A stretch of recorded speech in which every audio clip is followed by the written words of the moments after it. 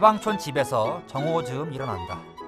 전기차를 몰고 성균관대 앞 책방 풀무질에 가서 그날 들어온 신간을 훑어본다. 길 건너 출판사 두루미 사무실로 옮겨서 간단히 요기한다.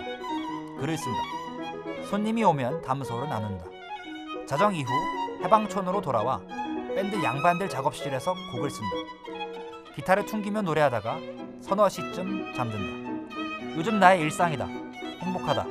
삶이 만족스럽다. 안녕하세요. 저는 글쓰고 노래하는 전범선이라고 합니다. 오늘은 해방촌의 채식주의자라는 저의 책에 대해서 같이 이야기해보려고 나왔습니다. 반갑습니다.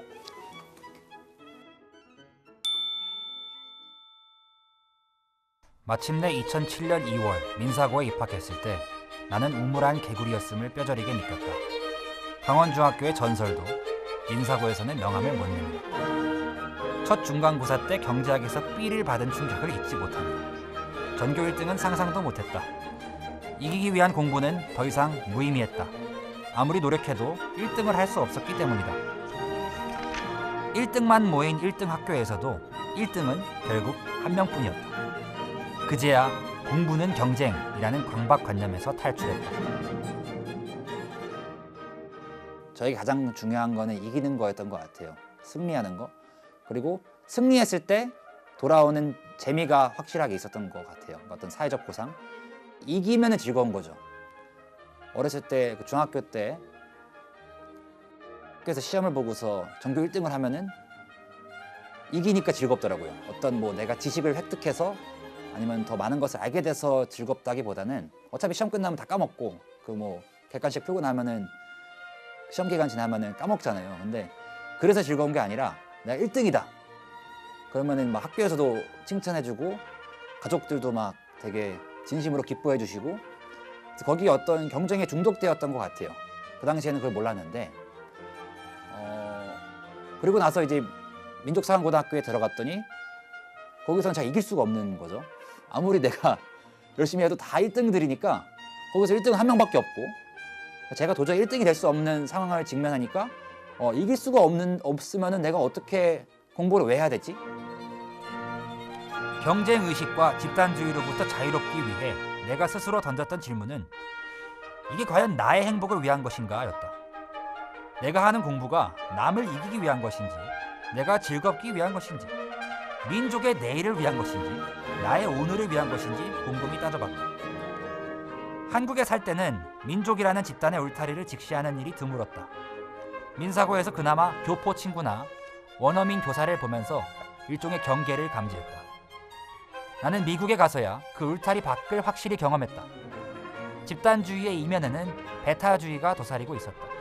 집단주의는 나보다는 우리를 중시하기 때문에 눈치를 보게 만든다. 그뿐만이 아니다. 필연적으로 그들보다 우리를 중시하기 때문에 또 눈치를 보게 만든다. 타자에 대한 편견과 혐오 역시 엄청나게 눈치를 보는 행위다. 2010년 강원도 촌놈이 미국 뉴햄프셔 땅을 밟았다. 눈치 볼 일이 엄청 많아졌다. 대학교에 가서 역사를 공부하다 보니까 역사라는 학문은 정답이 없잖아요. 인문학이 기본적으로 정답이 없는 학문이고 어떤 다양한 관점에서 나름의 설득력 있는 이야기를 하는 거였는데 거기에서 좀 새로운 재미를 느꼈던 것 같아요. 그래서 저는 역사를 공부하면서 인문학을 공부하면서 뭔가 이겨서 즐거운 게 아니라 사실 즐거운 게 이기는 거다. 내가 즐거우면은 사실 그냥 내가 되는 거잖아요. 남들보다 내가 어떤 시험 점수를 잘 받아야지 즐거운 게 아니라 그렇게 할 수도 없었고 민사고부터는 오히려 그냥 내가 나만의 즐거움을 찾으면은 그게 진짜 인생에서 이기는 거구나 라는 생각이 컸던 것 같아요. 4년 전 석사 과정을 마치고 진로를 고민했다. 둘 중 하나였다. 첫째는 미국 로스쿨에 진학해 국제 변호사가 되는 것이었다. 둘째는 한국에 남아 문화예술계에 뛰어드는 것이었다. 진로 선택은 나에게 불행이냐 불안이냐의 문제로 다가왔다. 안정된 삶에서 행복을 느끼는 사람도 많겠지만 나는 그러지 못할 것 같았다. 그래서 불안을 택했다. 그게 더 자유롭고 행복한 삶이라 믿었다. 현명한 선택이었는지 아직 판단하기는 이르다. 2016년에 그 양반들 활동을 하면서 그 아래로부터 혁명이라는 노래를 가지고 활동을 했었는데, 혁명가라는 음반에 아래로부터 혁명이라는 노래를 가지고 활동을 했었는데, 그때 그 광화문에서 촛불 집회가 있었잖아요.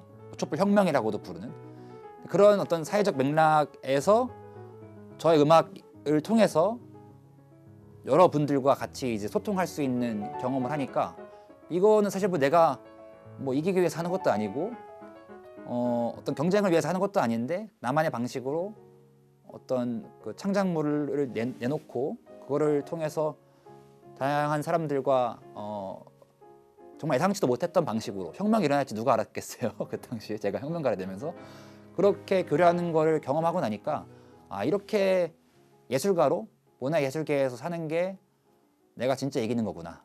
왜냐면 내가 즐거울 수 있는 방식이니까. 나에게 자유란 무엇일까?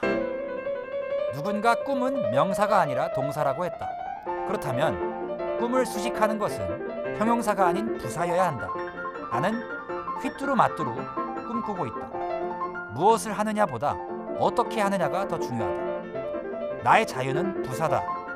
나에게 자유란 얻고 싶은 어떠한 대상도 아니고 하고 싶은 특정 행동도 아니다. 그런 목적들은 순간순간의 욕망에 따라 바뀌기 십상이다. 나는 그저 자유롭고 싶다. 아니, 더 정확히는 자유로이 살고 싶다.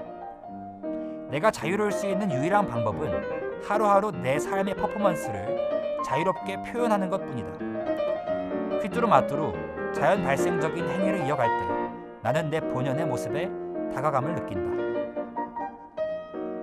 저희 어머니도 그렇고 저한테, 넌 뭘 이렇게 책에서 자유롭고 싶다 그러냐.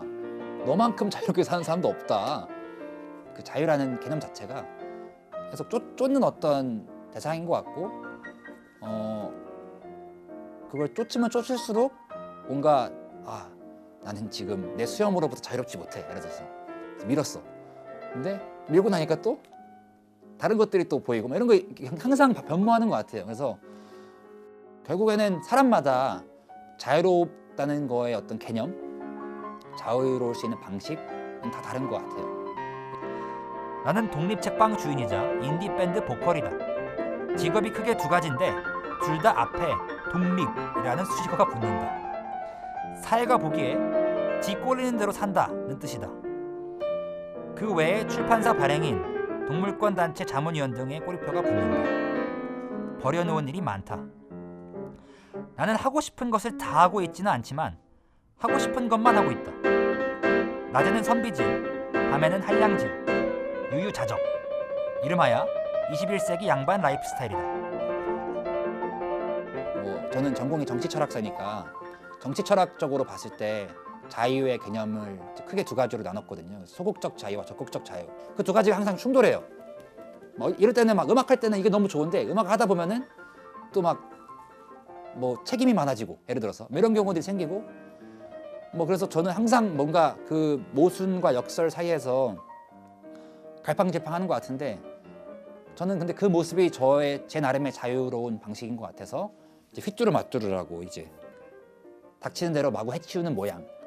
이제 그래서 제가 나의 자유는 부사다. 왜냐하면 그 대상이 항상 바뀌니까, 저도 내가 내년에 뭐 할지는 몰라서 내년에 내 헤어스타일이 어떨지 모르고, 막 내년에 내가 채식은 하겠죠. 근데 아무튼 모르겠어서 어떤 목적이나 대상은 항상 바뀌더라도 그 삶을 살아가는 나의 자세나 태도가 이런 식으로 계속 휘뚜루마뚜루 간다면은 그것만으로 내가 좀 자유로운 게 아닌가. 10년 뒤 부록이 되면 어디서 뭘 하고 있을까? 글을 쓰고 있을지, 노래하고 있을지, 사업을 하고 있을지, 운동을 하고 있을지 알 수 없다. 하지만 무엇을 하는지는 상관없다. 어떻게 사는지가 중요하다. 독립적이고 자유롭다면, 삶의 주도권을 쥐고 있다면 나는 행복할 것이다. 그래서 나는 계속해서 계속한다. 이것저것 가리지 않고 닥치는 대로 마구 해치운다. 휘뚜루마뚜루 마냥 걷고 있다.